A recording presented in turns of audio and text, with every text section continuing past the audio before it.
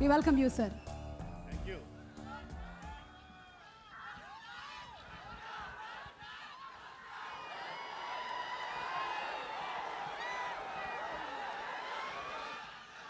Young rebel star అన్నయ్య,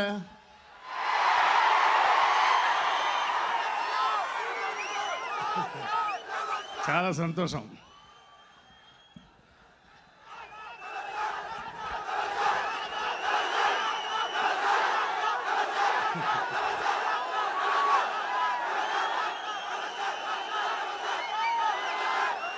సంతోషంలో ఆనందంలో ఏం మాట్లాడాలో నాకు తెలియట్లేదు.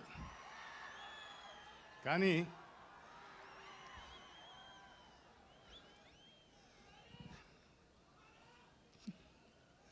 మరిచిపోలేంది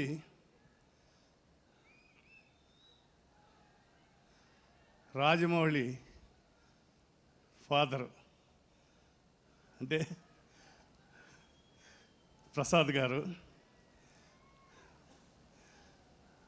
మాకు ఎప్పటి నుంచో చాలా దగ్గర మిత్రులు. ఆయనే కాదు, మొత్తం ఆ ఫ్యామిలీ మెంబర్స్ అందరూ కూడా. కీరవాణి గారు, కీరవాణి గారు అంటున్నాను నేను, కానీ మా వాడు కీరవాణి.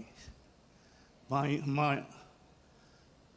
ఆఫీసులో ఒక సాంగు రికార్డ్ చేసి, మొట్టమొదటి సాంగు రాస్తా కొత్త గీత తిరగ రాస్తా బ్రహ్మ రాత అని ఒక సాంగ్ చేశాడు. మొట్టమొదటి సాంగ్ అది. ఇంతకుముందు ఫంక్షన్లో సూనారాయణరాజు గారు ఉంటే చాలా సంతోషించేవాడు. మాకు నన్ను ఫస్ట్ టైం మ్యూజిక్ డైరెక్టర్ చేసి సాంగ్ రికార్డ్ చేయించాడని చెప్పాడు. అదే సూనారాయణరాజు ఉంటే కీరవాణి గురించే కాదు, ఈరోజు ప్రసాద్ గారి గురించి, రాజమౌళి గారి గురించి, మొత్తం ఆ ఫ్యామిలీ మెంబర్స్ అందరి గురించి ప్రపంచం అంతా చెప్పుకుంటుంటే, ప్రపంచం అంతా చెప్పుకునే గొప్ప సినిమా తెలుగు సినిమా ఇండస్ట్రీని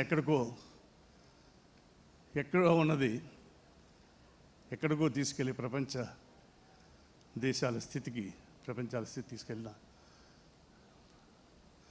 ఈ ఫ్యామిలీ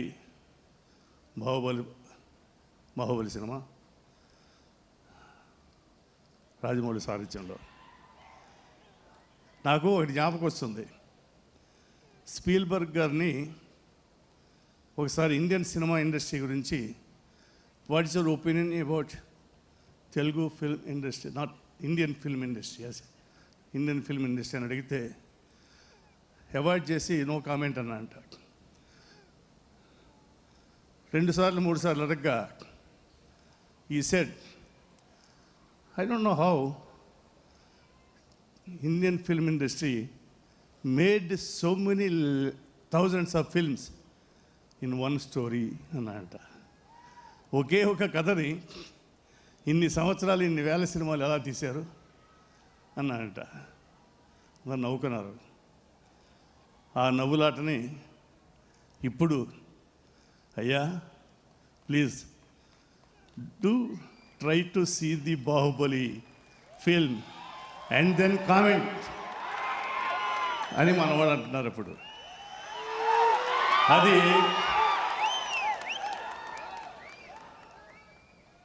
రాజమౌళి స్పీల్బర్గ్ అంత గొప్పవాడా అని అన్నం, అంతకంటే గొప్పవాడు అవుతాడేమో. కానీ ఆయన కళ్ళు తెరిపించి ఇండియన్ సినిమా ఇండస్ట్రీ కాదు, తెలుగు సినిమా ఇండస్ట్రీలో కూడా ఇంత గొప్ప డైరెక్టర్లు, ప్రొడ్యూసర్లు, టెక్నీషియన్స్, ఆర్టిస్టులు ఉన్నారు అని నిరూపించడం అనేది నాకు గర్వంగా ఉంది. ఈ గర్వం ఎంతవరకు ఉందంటే, నేను చాలా సినిమాలు యాక్ట్ చేశాను. ఇది 50వ సంవత్సరం నాకు సినిమా ఇండస్ట్రీ. ఈ 50 సంవత్సరాల్లో ఎంతోమంది పొలిటీషియన్స్ని నేను కలవడం జరిగింది. ఆ పొలిటీషియన్స్ ఎవరైనా సరే సినిమా ఇండస్ట్రీ గురించి కానీ, సినిమా గురించి కానీ మాట్లాడడం చాలా తేలిగ్గా, చాలా లోకుగా మాట్లాడేవాళ్ళు. ఏదైనా ఫైనాన్స్ దగ్గరికి వస్తే ఎంతయ్యా మొత్తం అంతా కలిపితే మా చిన్న ట్యాక్స్ వచ్చేంత ఉండదు సినిమా ఇండస్ట్రీలో ఇన్కము, దాని గురించి మాట్లాడతారట అన్నవాళ్ళు. వాళ్ళు తర్వాత గొప్పతనం గురించి చూస్తే తెలుగు సినిమా ఇండస్ట్రీ గురించి కానీ ఇండియన్ సినిమా ఇండస్ట్రీ గురించి కానీ చాలా మామూలుగా కేవలంగా మాట్లాడేవాళ్ళు.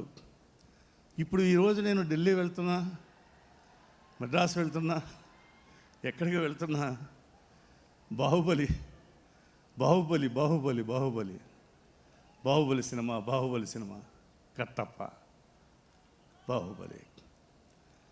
అంతకాదు, మొన్న క్యాంపెయిన్కి వెళ్ళాను నేను ఉత్తరప్రదేశ్ ఎన్నికలకి.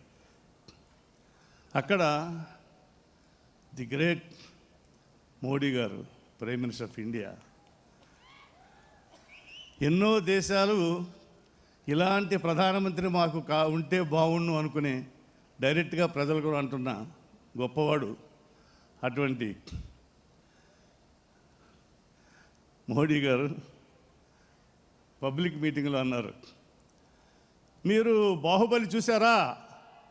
ఓ అన్నారు అందరూ.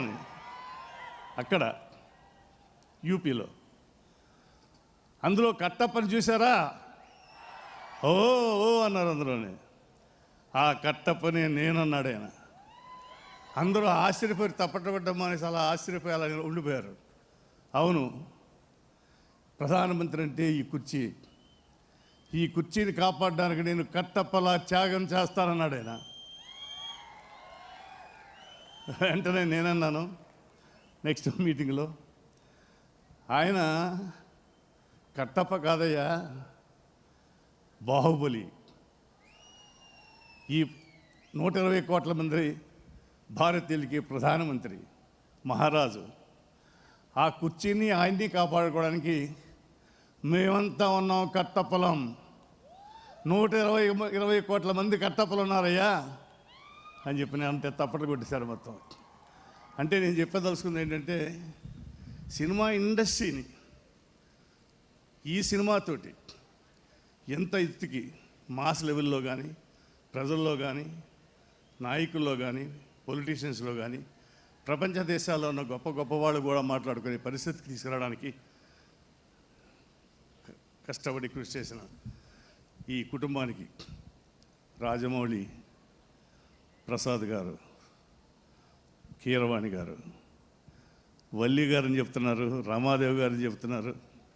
ఈ సినిమాలో రమ్యకృష్ణ గారి క్యారెక్టరు ఎంత బ్యాక్ బోనో అంత ఈ సినిమా ప్రొడక్షన్కి, ప్లానింగ్కి, ఈ సినిమా ఇలా రావడానికి కారకులైన లేడీస్ ఈ ముగ్గురికి కూడా నేను శిరస్సు నుంచి పదాబంధనం చేస్తున్నాను.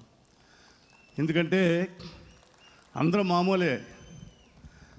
ఇప్పుడు సినిమా రావడానికి నాకు చిన్న నవ్వు వస్తుంది. ఎందుకంటే ఆ ఫ్యామిలీ అందరూ కూడా మంచి బాగా భోజనం చక్కగా పెడతారు, భోజనం బాగా భోజేస్తారు. భోజనం టేబుల్ మీద కూర్చొని కూడా ఈ 3-4 సంవత్సరాలు బాహుబలి గురించి మాట్లాడుకుంటారు వీళ్ళు, నా ఉద్దేశ ప్రకారం. ఎందుకంటే కథ, డైరెక్టర్, ఇంకన్నీ మిగతా అందరూ కూడా కీరవాణి గారు మా అన్నయ్య అన్న అంటాడు. కీరవాణి గారిని అడిగాను ఓ రోజు, రాజమౌళి మ్యూజిక్ని ఇంత బాగా చేయించడానికి, ఇంత బాగా రావడానికి ఏం కావాలని అడుగుతాడంటే, నాకు ఏది వద్దో చెప్తాడండి, ఇది కావాలని చెప్పడు అన్నాడు ఆయన. ఏది వద్దు అంటే అక్కడ ఉంది పాద్ది, ఈ పాద్ది, నాకు వద్దు అన్నట్టుగా అనమాట. ఒక చిన్న ఇది ఇలాగే చెప్పుకుంటూ పోతే ఎంతో ఉంది. I don't take much time of yours. చాలా సంతోషం. 4 సంవత్సరాలు ప్రభాస్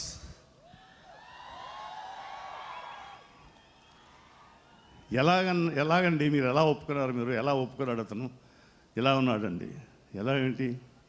రాజమౌళి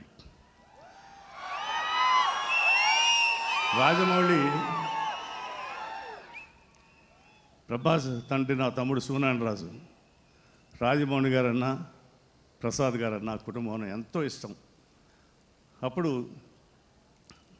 ఆయన బతికుండగానే ప్రభాస్ని ఈ ఆఫర్ రావడం జరిగింది. ఏంటని డిస్కషన్ లేదు. ఇతను చేస్తానా అన్నాడు, చేస్తానన్నాడు. చెయ్యన్నాం తప్ప ఎందుకు చేస్తాను, ఎందుకు చేయాలి, ఎలా చేయాలి, చేస్తే వద్దు, ఇది ఏమీ లేదు అసలు. బికాజ్ నమ్మకం. ఆ నమ్మకాన్ని అసలు నేను చెప్పాను ఈ పార్ట్ 1 అప్పుడు తిరుపతిలో. రాజమౌళి ఈ సినిమాని ప్రతి ఫ్రేము చూసి డిసైడ్ చేసి ఉంటాడు. లేకపోతే అంత అలా రాదు అని చెప్పి రిలీజ్కి ముందు. ఇప్పుడు చెప్తున్నాను, కట్టప్ప గురించి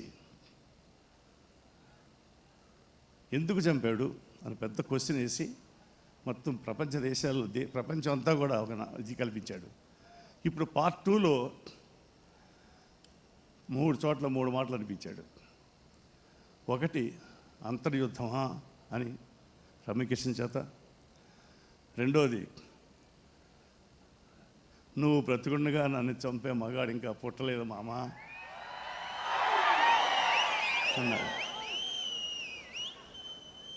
తర్వాత ప్రమాణం చేస్తుండగా కత్తి రక్తం చూపించాడు. దీన్ని బట్టి అర్థం చేసుకోండి అయ్యా, ఎవరు చంపారు, ఎందుకు చంపారు. నాకు ఏమి తెలియదు. నేను ఎప్పుడు షూటింగ్ కూడా ఒకే ఒక రోజు షూటింగ్కి వెళ్ళాను. నేను కథ ఎప్పుడు వెళ్ళలేదు. రాజమౌళి గారు నాకు కథ చెప్పని అడగలేదు, ఆయన చెప్పలేదు, ప్రభా చెప్పలేదు, ఎవరు చెప్పలేదు. ఎందుకంటే తెలుస్తూ ఉంది, కనిపిస్తూ ఉంది, బ్యూటిఫుల్గా వస్తుందని చేస్తున్నారని. సో ఈ ట్రైలర్ చూస్తుంటేనే సెకండ్ బాహుబలి 2 ఎవరో అన్నారు 1000 కోట్లు అన్నారు. గంగరాజు గారు చాలా బాగా అన్నారు, వాడి పని కష్టానికి 1000 కోట్లు అలా సరిపోతాయా అని. వాళ్ళు చేసిన దానికి 1000 కోట్లు కాదు, అంతకంటే ఎక్కువ చేస్తారు, డిఫరెంట్గా ఎక్కువే చేస్తుంది. ఎందుకంటే శ్రమ కనిపిస్తుంది స్క్రీన్ మీద. సో ఇటువంటి మహా సినిమాని ఇక్కడ ఇంతమంది వచ్చి చూసి ఆనందిస్తున్నందుకు, నన్ను పిలిచి మాట్లాడమన్నందుకు నాకు చాలా ఆనందంగా ఉంది, చాలా సంతోషంగా ఉంది. ఇంకా ప్రభాస్ ఏం చెప్పను, ఒకే ఒక మాట చెప్పగలను.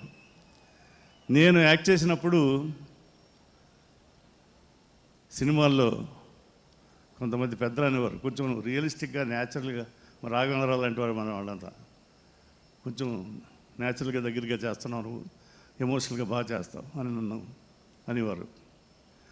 అది నేను ఏదో 45% 50%గానే ఫీల్ అయ్యాను. కానీ ఈరోజు బాహుబలి 1 చూసిన తర్వాత, ఈ ట్రైలర్ చూసిన తర్వాత ప్రభాస్ 100కి 75-80% రియలిస్టిక్ న్యాచురల్ పెర్ఫార్మెన్స్కి దగ్గరగా వెళ్ళాడు. నేను కనిపించినప్పుడు చూడగానే కనిపించాను, రావయ్యా హాలీవుడ్ స్టారు అని. సో ఆ లెవెల్కి ఎదగడానికి కారణం కూడా రాజమౌళి. ఎందుకంటే రాజమౌళికి ఆ ఇంట్రెస్ట్ అది లేకపోతే అది తీసుకోవడం కష్టం. ఇప్పుడు నేను కూడా న్యాచురల్గా చేద్దామని వెళ్ళేవాడిని, కానీ డైరెక్టర్లకు కావాల్సినట్టు చేయాలా, కథ రాసిన వాళ్ళకి రాసినట్టు చేయాలా. అందుకని నా కోసం నేను మన ఊరు పాండవులు అనే సినిమా తీసుకున్నాను. అప్పుడు నేను మేకప్ లేదు, యాక్టింగ్ లేదు, ఏమీ లేదు, రియల్గా న్యాచురల్గా చేయడానికి. అంత కష్టపడి మేము వచ్చాము. ఈరోజు రాజమౌళి ఆ రకంగా ప్రభాసం తయారు చేసినందుకు, అతను తయారైనందుకు, ఇంతమంది మీ ఫ్యాన్స్ సంతోషంగా ఆదరిస్తున్నందుకు నేను మనస్ఫూర్తిగా అభినందిస్తున్నాను. మరొకసారి ఆ కుటుంబ సభ్యులందరికీ తల వంచి నమస్కరిస్తూ సెలవు తీసుకుంటున్నాను. జై హింద్.